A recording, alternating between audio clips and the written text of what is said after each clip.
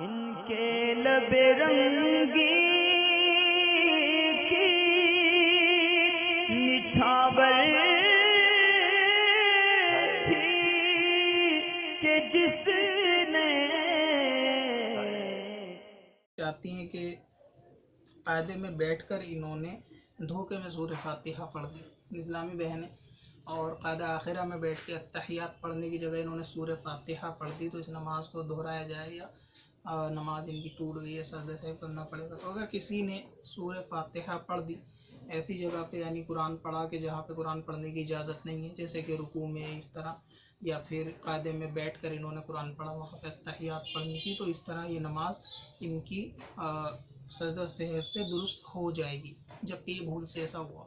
تو اگر کوئی اتحیات پڑھنے کی بدلے بھول جائے اور وہاں دھوکے میں سورہ فاتحہ شروع کر دے،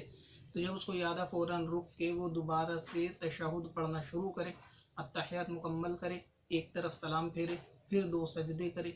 پھر بیٹھ کر دوبارہ تحیات پڑھے، دعا پڑھے، درود پڑھے، اور دونوں طرف سلام پھیر کے نماز کو مکمل کر لے، اگر یہ قاعدہ آخرہ میں پیش آئی ہے بات۔ اور اگر قاعدہ اولیٰ میں ہے تو پھر سلام تو نہیں پھیرا جائے گا، یعنی سجدہ سہو تو اس جگہ پہ نہیں ہوگا، آخر میں ہوتا ہے، تو پھر یہ کہ سورہ فاتحہ اگر پڑھنا شروع کر دی، جہاں یاد ہے اس کو چھوڑ کے دوبارہ سے اتحیات پڑھنا شروع کرے، اور پھر آخر میں نماز کھڑا ہونے کے بعد اگلی رکعتیں پڑھے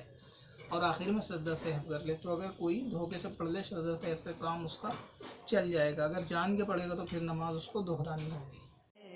پتھر میں اصل لالے پرنوار